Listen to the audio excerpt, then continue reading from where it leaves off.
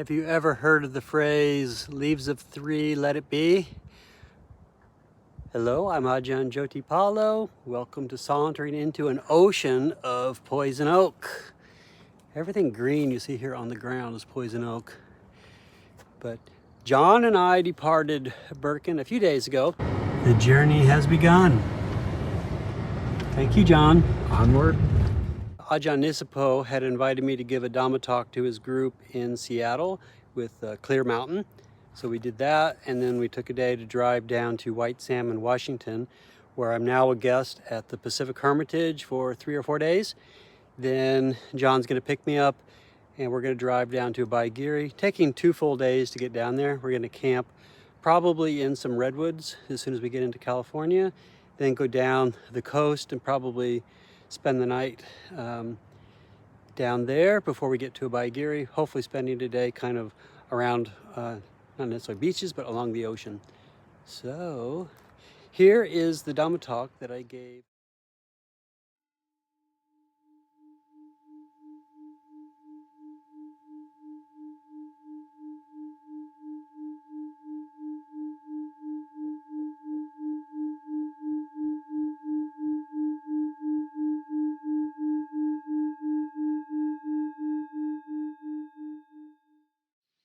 So I'd like to thank Ajahn Kovilo and Ajahn Nisipo for inviting me.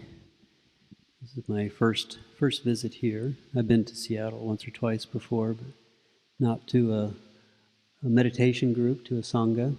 Also, welcome to the Zoom community over there. Thanks for checking in. This is new to me, Zoom. I can move it closer to me? Yeah. I have a very soft voice, so you get it right there. Okay. Good. I haven't said anything yet, so.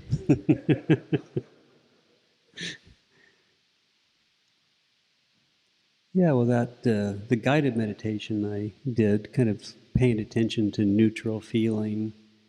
Quick story behind that was, I guess it was 5 years ago at Abaigiri, right before I left, is when the huge wildfires on the West Coast really started.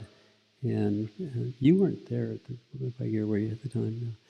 Yeah, a huge fire came in and we were evacuated for a week. And the fires came and burnt right up to the edge of our property, burnt 75% all the way around the monastery. And the firefighters had a good portion in keeping it from going any further, and also our next door neighbors, a Catholic monastery where I learned how to do icon painting, and same thing, the fire kind of wrapped around their monastery as well, but didn't burn anything. And the particular day that it happened, I was one of the senior monks there. I was a senior sort of resident monk who was there. All the other senior monks, Ajahn Pasano in particular, were traveling. And it was funny, at 2 in the morning, 3 in the morning, someone came up and just knocked with about that amount of enthusiasm on my door and said, "Jyotipalo, there's a fire. We all need to gather at the Monk's Utility Building."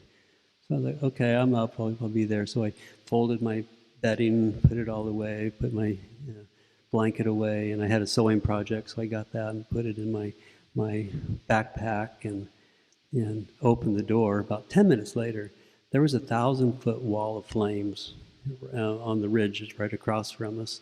And we have a picture of our neighbor our contractor at the time took a picture from the other side of the fire, and it's like 1,000-foot peaks all around us there, and the fire's on the valley that's higher than those mountains. So it was a 1,000-foot flame, and my very first thought was, that could be my death.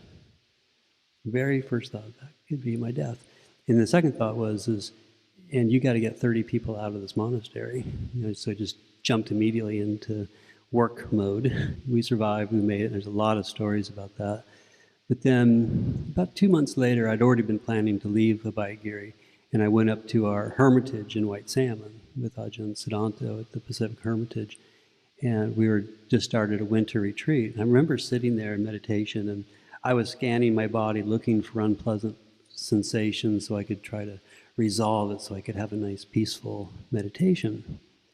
And this thought came into my mind, which probably wasn't 100% valid, but the thought came in and said, what a selfish bastard you are. It's like, 12 of your neighbors died in that fire, and like, I think over 300 homes were destroyed. And you couldn't, for a couple of months afterwards, go to any, you went to any store, to buy something or whatever we were doing. And always the first question was, how are you doing? Did you lose any property? And almost every single person we met had some relative in the area that was affected deeply by the fire.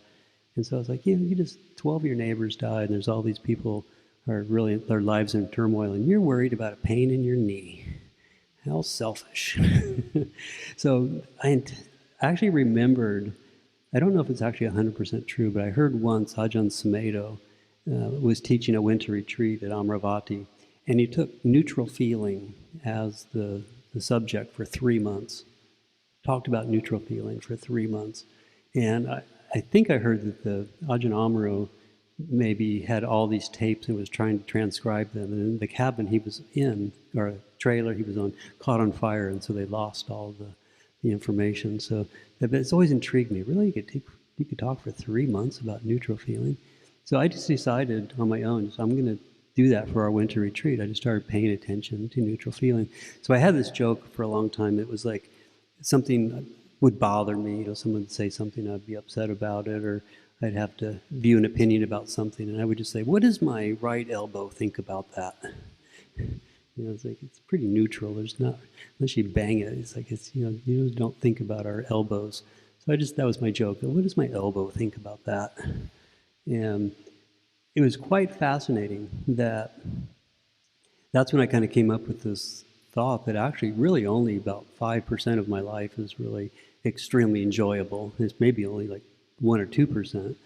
And really only 1 or 2% of my life is painful. But it's like, but why am I always looking for the painful? Why am I always bringing that into my awareness and focusing on that? So just by bringing it to the neutral, 2 things happened that just totally blew me away. One is that doing this over a period of time, by focusing on the neutral, I started noticing that these 2 extremes on the sides started getting bigger and bigger. It's almost like they were wanting my attention.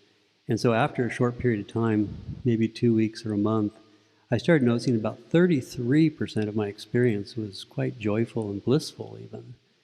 And I just would see, the green. You hear like people have near-death experiences, and they go out and they see the grass is green, and you just have these overwhelming experiences. And I was having that daily, 33% of the time, just noticing the sound of birds, or something pleasant, just the feel of the wind coming, the subtle movement of the air in this room, and just really being blissed out by that. Which today it's kind of neutral, having that feeling. But then also, kind of on a negative consequences of that, 33% of my experience became very painful. You'd see you're opening up more to actually really experiencing sorrow and lamentation or pain. And it wasn't usually so much about like myself, but just noticing it in the world, just sort of noticing somebody else when they were in pain, or feeling like you have somebody, instead of somebody like being rude to us, feeling hurt by that, you'd see that as like, that person's really suffering. Like, why would they have said that? And it would just be this really painful sorrow inside of me. So it was like 33% of my experience was more open to that. But what I said was, because I was focusing on neutral feeling, which I think is really, really strongly associated with equanimity, there wasn't any fear of it. There wasn't any pushing that away. It was just allowing it to be there and not reacting to it at all, and just seeing that is the human condition, that is a potential, either the joy, the neutral, or the unpleasant. Then when actually Ajahn Kovilo pointed that out, that just being aware of whatever sensation you're in, that is even pleasant. So even just knowing that the situations that were more painful is completely okay to be there. It actually took a couple of years for that to kind of level out. And right after we did this retreat, I moved up to Ajahn Sona's monastery in Birken Monastery. And I had the good fortune for a year just to be on retreat. and I was going for really, really, really long walks every day, just getting out in nature. And I had this one insight. I came back and told Ajahn Sona that I would be out on these long walks, and I'd just come into a meadow, and like I say, this kind of experience of coming in and just, seeing the green and just seeing the tranquility of it, and just really almost going into like a blissful state. And I told Ajahn Sona, I said, it's so hard to, like, I was doing a lot of crying, and I said it was kind of interesting because it's like, I think what people want to get in life, to be happy, like, we've gotten into these where we work 60, 80-hour weeks. We're trying to make money so we can go off and be happy. And I said, it's so much simpler than that. It's just go out in the forest and look at a tree. It's impossible for me to describe it, but it's just like, it's so simple. And Ajahn Sona said one of his wisest things he's ever said to me, which was, he said, trees are like cats. He said, if you are content, a cat wants to sit in your lap. But he said, and trees are the same. He says, if you go out into the forest, like you're trying to heal yourself, or you're trying to get something, trying to acquire something, those trees will recede. The further you walk into the forest, the further they're going to go away from you.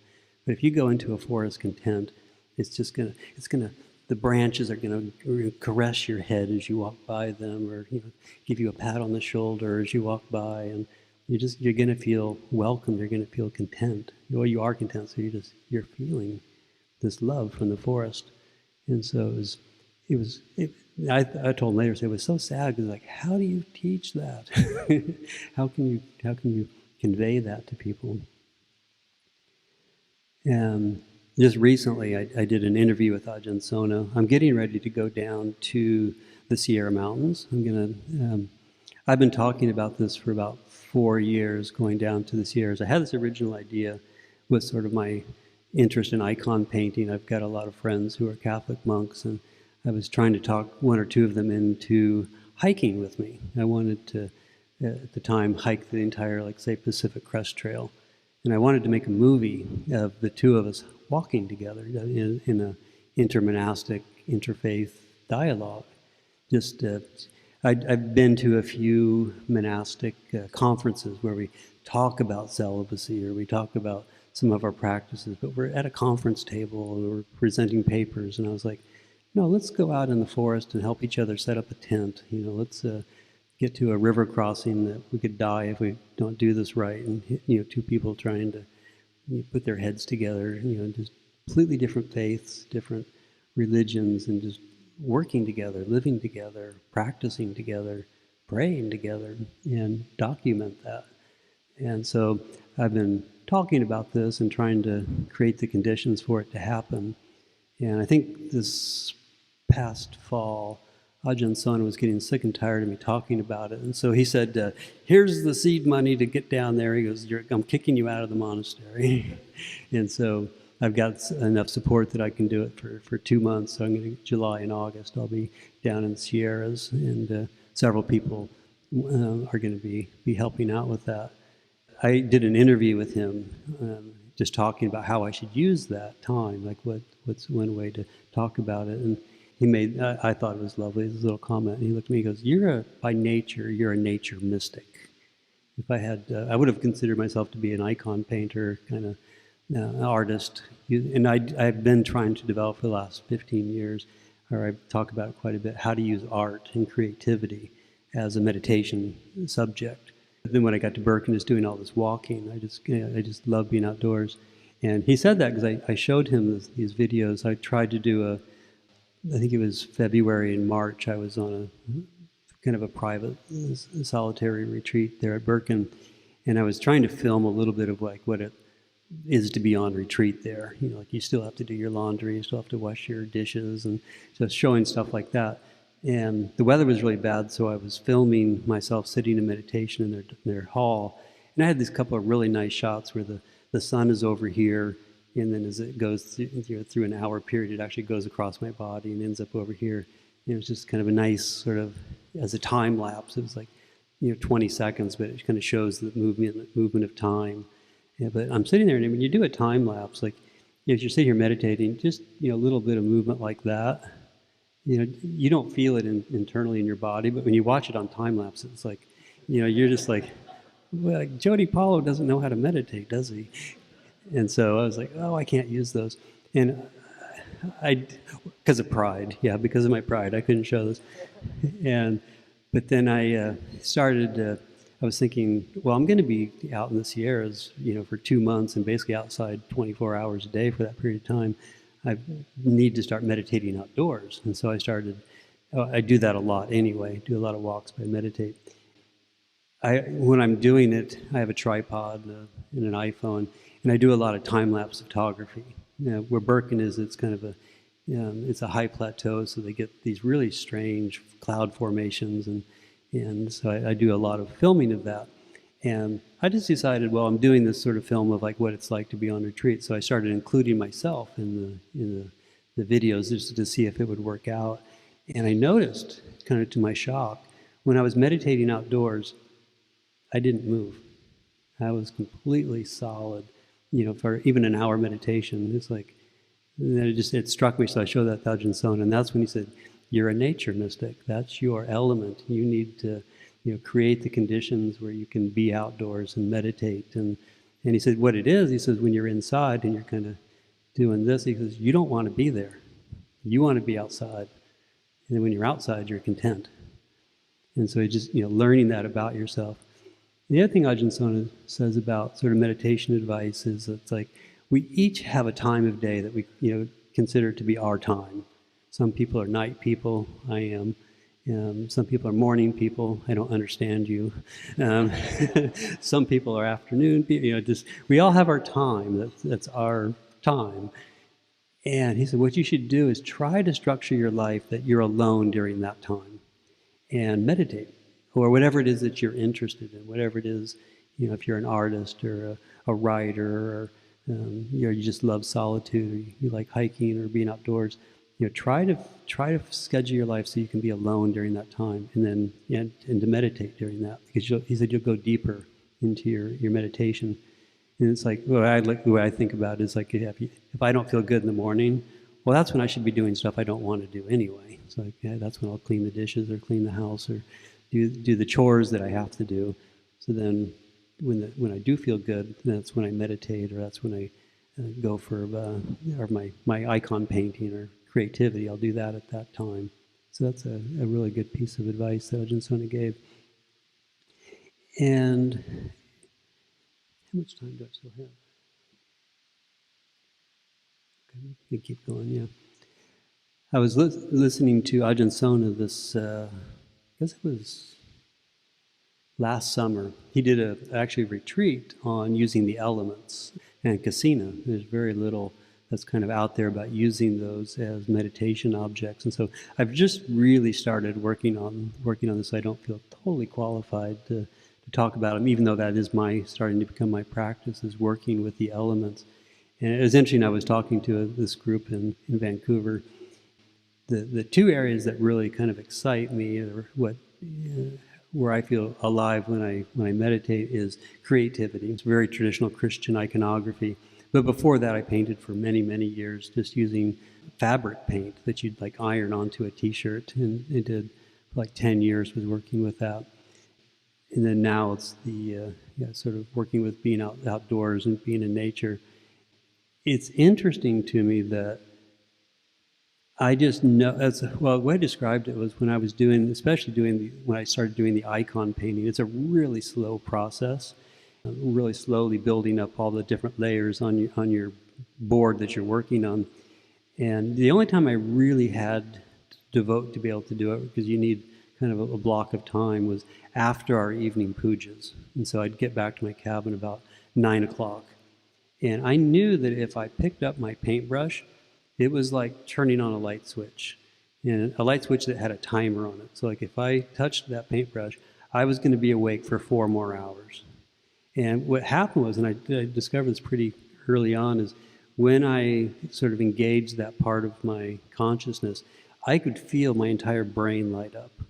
It was like, the light switch is not a bad analogy.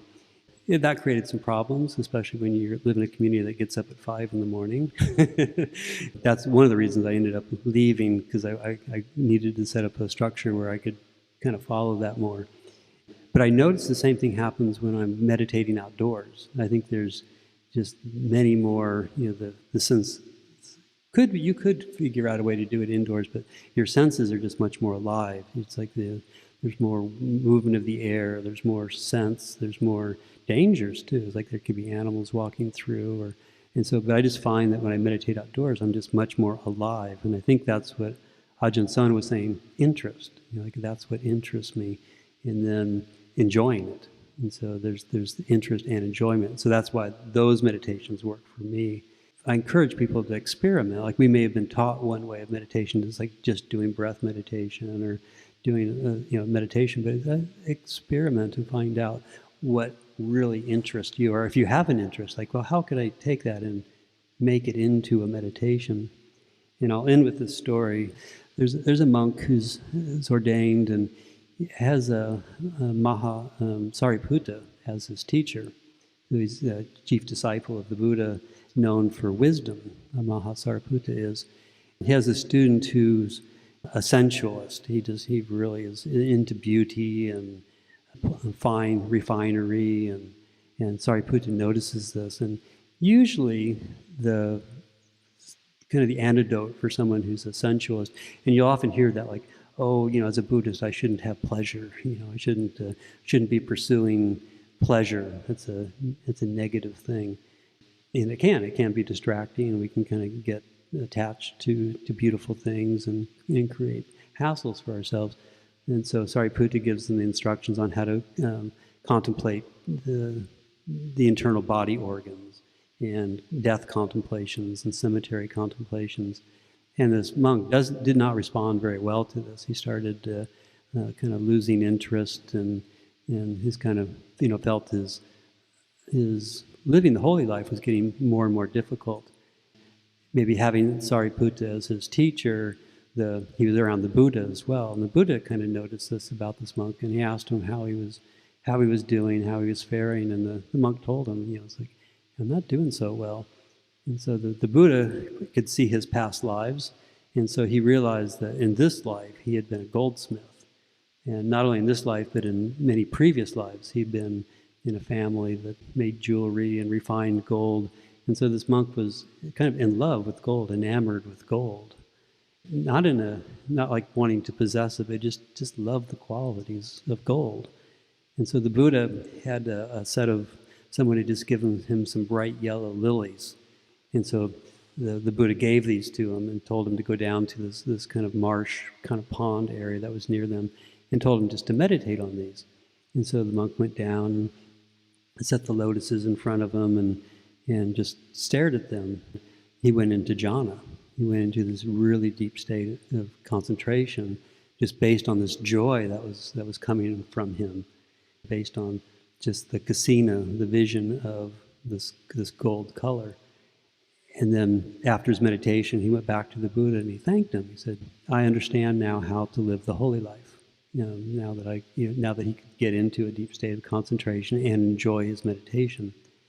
Well, then a few days later, the monk kept going down to that little pond area. He was meditating, and some of the local village kids were gathering flowers around the pond, some lilies, and they saw the monk there, and they just had grown up in that kind of tradition of knowing how to pay respects, like bringing these gold flowers right here. And so the children brought over a bunch of white lilies, set them down in front of the monk, and he kind of heard them, and he opened his eyes and acknowledged them, and then was contemplating these lilies and went into deep state of concentration and sat the entire rest of the day. And just as it was probably getting to be dusk, he opened his eyes. Well, these flowers that had just been sitting there on the ground all afternoon had wilted and started to shrivel up. And then the monk saw this, and when he opened his eyes, and it kind of shocked him, because he'd been contemplating probably pure white, the kasina of white, and the purity of that, and just, got totally absorbed into that. And then when he opened his eyes and saw death, And it caused his full enlightenment. He got enlightened just by that shock of seeing that. And don't be afraid of pleasant. Don't be afraid of things that are pleasurable, especially in your meditation. So if there's something that you do know interests you and brings you joy, explore that. Don't be afraid of that.